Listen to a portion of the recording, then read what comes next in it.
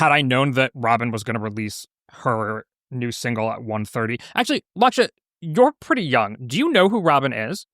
I'm 28, dude. I don't know who this is. Is this a safe space, Galen? Because I was Googling rapidly as you were talking about that.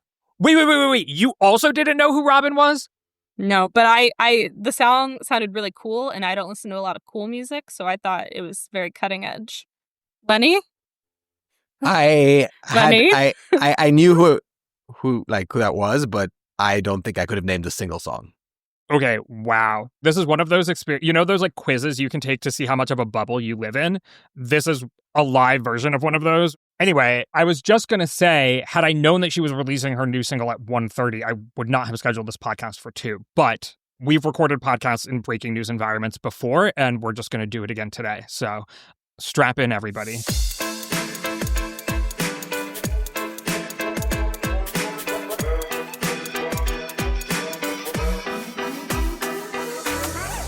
Hello and welcome to the GD Politics Podcast. I'm Galen Druk. If you're a regular listener to this podcast, you've already gotten plenty of 2025 election content. We even posted the video of our 5-hour live stream for paid subscribers at gdpolitics.com. And the news cycle is quickly moving beyond last week's elections. There's the end of the shutdown, the Jeffrey Epstein emails, new candidates jumping into the 2026 primaries, the release of Robin's first single in 7 years. Yes, that one's for the gays. And pretty soon, much of our electoral attention will be focused on the midterms.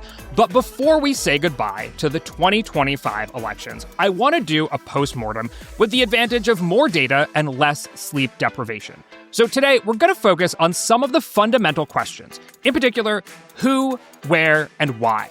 The demographic and geographic breakdown of the vote, and the issues driving voters. We'll also compare what we saw to past elections and answer some listener questions about the results. And if everyone behaves, at the end, we will get to some of the other things going on in the world, namely those Jeffrey Epstein emails and the raging battles over what kind of candidates the parties should be running if they want to win at the midterms. Here with me for our 2025 election post-mortem is head of political data at The Argument and co-founder of Split Ticket, Laksha Jain. Laksha, welcome to the podcast. Thanks for having me, Galen. Also with us is Lindley Sanders, polls and surveys reporter at the Associated Press. Welcome, Lindley. Thanks. Excited to be here. And Lenny Bronner, data scientist at the Washington Post. Welcome. It's great to be back. I have to say that it was only when I sent you all an email confirming this podcast that I realized I'd inadvertently invited only people with L names. So Lindley, Lenny, Laksha, a bit of a tongue twister. Say it 5 times fast. Okay, Lindley, Lenny, Laksha, Lindley. Okay, I don't think I can do it. But here's what we can do. Answer some listener questions. So I'm going to dive right into a question from Rob, one that is charmingly simple and might even be trolling us, but I'm curious what your thoughts are. Laksha, we'll start with you. Rob asks, was it turnout or persuasion?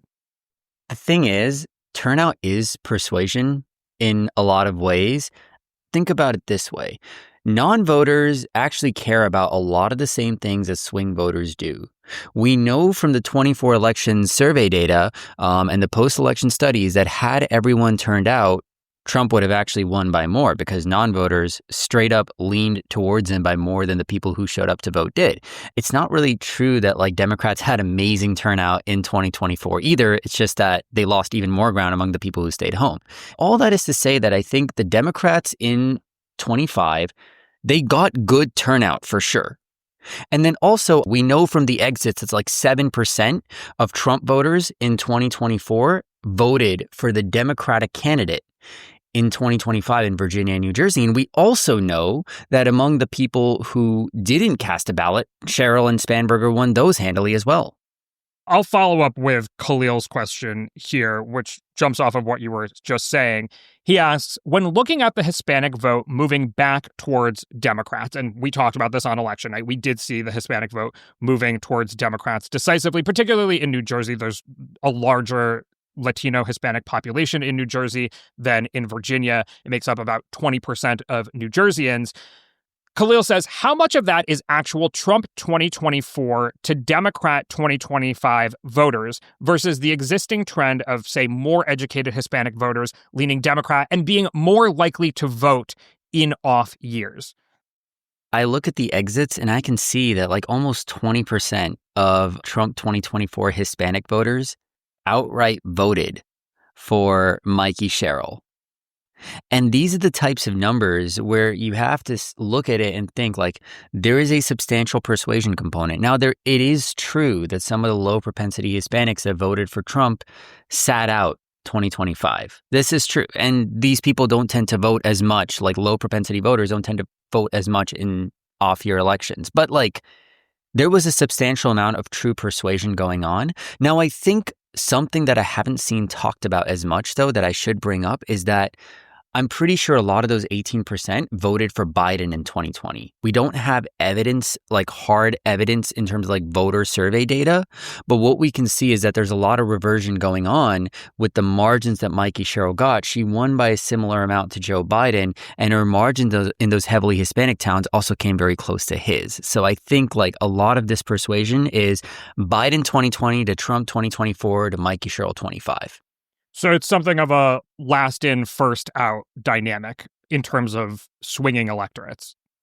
Kind of. And that's to say like that realignment that we saw in 24 could continue. Maybe this was just down ballot reversion, but like it could also just be that it was a blip on the radar and then Hispanics swing back, because we are seeing Hispanics just like wildly swing against Trump in polls. And it's also true that the Hispanic reversion here was massive beyond what I just expect for normal down ballot lag.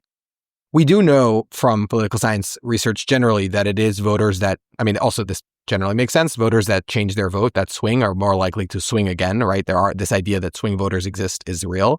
So it would make sense from what Leksha just said that it would be most likely the voters that did swing from Joe Biden in 2020 to Donald Trump in 2024 to be the ones that are most likely to actually swing back, rather than this being a new set of voters entirely, or ones that had been long-term Republican Hispanic voters. Lindley, you at the AP, along with the networks, worked with SSRS to do the voter poll, which is something akin to an exit poll, except, you know, because a lot of people are no longer voting on election day, they're voting in advance or they're voting by mail. It also incorporates some traditional polling methods to reach out to people, you know, who say they voted but may not have been present at the polling location on election day. In any case, it tracks a whole bunch of demographic information about what the electorate looked like and what motivated them. So I'm curious, were there particular surprises in that get at this question of turnout versus persuasion, or maybe get at other trends that, you know, we should be focusing on when assessing why people voted the way that they did in 2025? I do agree with Leksha that it was, and probably always is, persuading voters to turn out. In this case, this year, we saw it was over the economy. If you look at Virginia, where Spanberger spent a lot of her time talking about the cost of living and federal layoffs that had impacted Virginia voters, the voter poll showed that about half of Virginia voters said that the economy was the top issue facing the state. I think about 6 in 10 said that their family had been affected by the federal government cuts, and Spanberger very handedly won those federal worker households that included government contractors. So I'm sort of straddling the lane on this question, and maybe Lenny has a bolder take on it. But I think it's persuasion that leads to turnout, what we saw last week. So I'm getting a little bit of it's both, but I'll say that Nate Cohn tried to break down mathematically for the New York Times how much of it was persuasion versus how much of it was turnout by looking at, you know, what percentage of voters in that exit poll said that they voted for Trump, but then voted for a Democrat this time around. I'm curious if you guys had thoughts on that breakdown. Accounting for the fact that turnout is 1 vote in margin change and persuasion is 2, right? Because you're going from Republican to Democrat.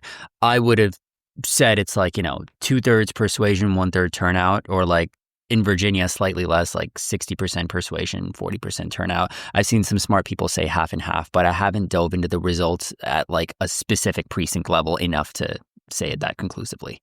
I totally agree with that characterization, and I think that very much is similar to what Nate Cohn shows in the New York Times. So Nate Cohn actually was able to take a look at voter file data. So this is individual level data, so we know exactly who turned out. So a few counties in New Jersey had already made this data available, which usually takes actually months to come out, but this data was made available a lot quicker.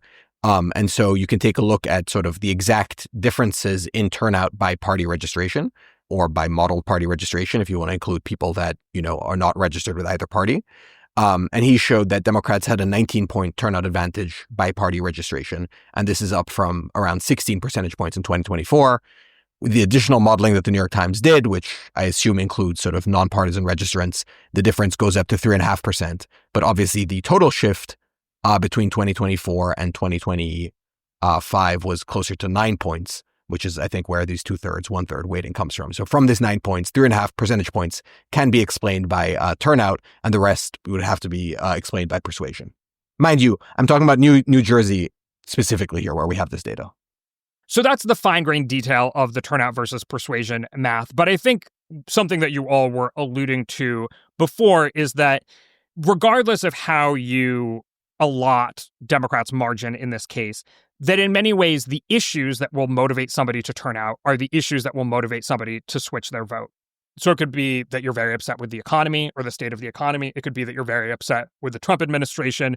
Both of those can end up having the same effect on a voter, getting you off the couch or making you change parties. I'm curious, Lindley, when it comes to motivation, you said the economy. Can we break down a little bit more of sort of the issues that were driving people to, well, turn out or switch parties this year? Yeah, absolutely. So the economy and pocketbook issues were pretty clearly seen as the top issues in the major races in Virginia, New Jersey, and New York City. Trump may have motivated some voters, even though he wasn't on the ballot. We saw that about half of California voters on Prop 50 and about 4 in 10 New Jersey and Virginia voters said that they were voting to oppose Trump.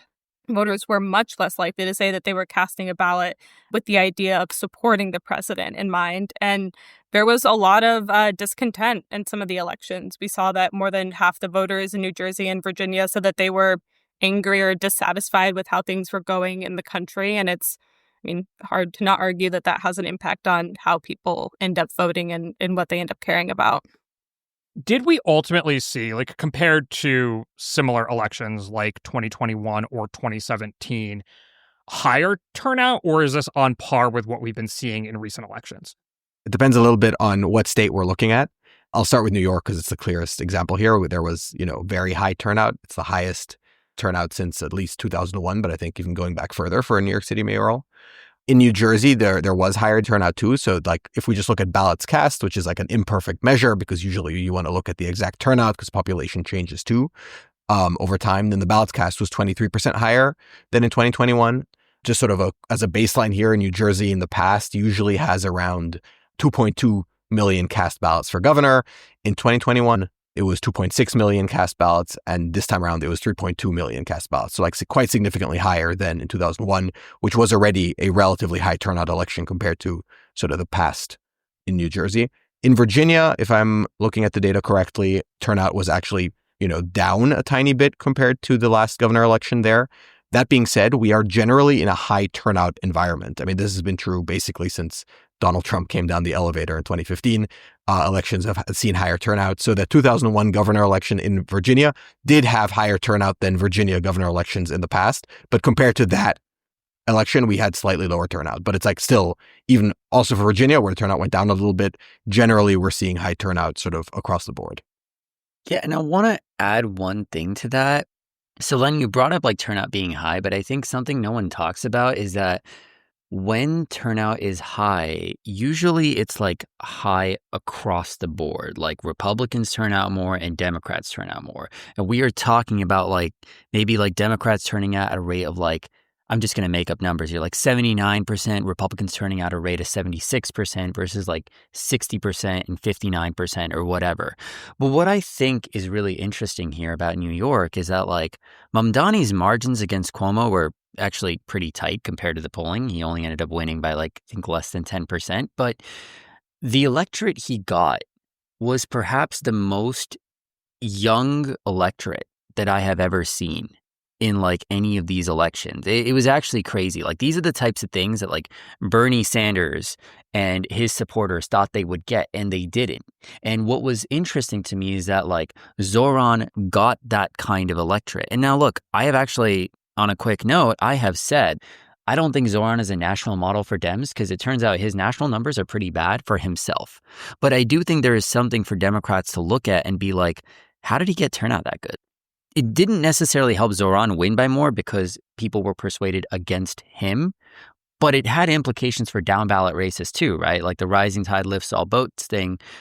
It did have implications for all the down ballot races in New York and margin. So like there is something to look at there in terms of like, how did he get an electorate like that? You can hold two things to be true at once. And that's kind of what was interesting for me in looking at the New York turnout numbers specifically. The voter poll is not something that measures turnout, but I did find it very interesting, just like you're saying, about how well Mamdani did with younger voters. Close to 8 in 10 voters under 30 voted for him, while older voters were going more for Cuomo. And it was such a clear thing along age. It really was a generational race. And then Mamdani, who was going to be the first Muslim mayor, had the support of about 9 in 10 Muslim voters in the city. And we saw about 6 in 10 Jewish voters went for Cuomo. So all of the media narratives that we were seeing there really did play out in how people went out and voted as well. Yeah, we've talked a little bit about Hispanic voters, which was one of the big trends coming out of 2024. Another big talking point coming out of 2024 was the degree to which President Trump won young voters. Was there as much snapback amongst young voters as there was amongst Hispanic voters? It was crazy. All right, that's the end of today's preview. Head over to gdpolitics.com to become a paid subscriber and listen to the full episode. We chatted for about 50 minutes and covered a lot of ground. We talked about what the 2025 results portend for the 2026 midterms based on historical trends. We also had takes on the realignment debate, the gender divide, and folks did in fact behave, so we also got to Epstein file polling and more. Like I said, head over to gdpolitics.com to become a paid subscriber and catch the whole thing. Paid subscribers get about twice the number of episodes, can join the paid subscriber chat, and most importantly, keep this podcast going. When you become a subscriber, you can connect your account to wherever you listen to podcasts so you'll never miss an episode. There's a link in the show notes explaining how. Again, head over to gdpolitics.com. See you there.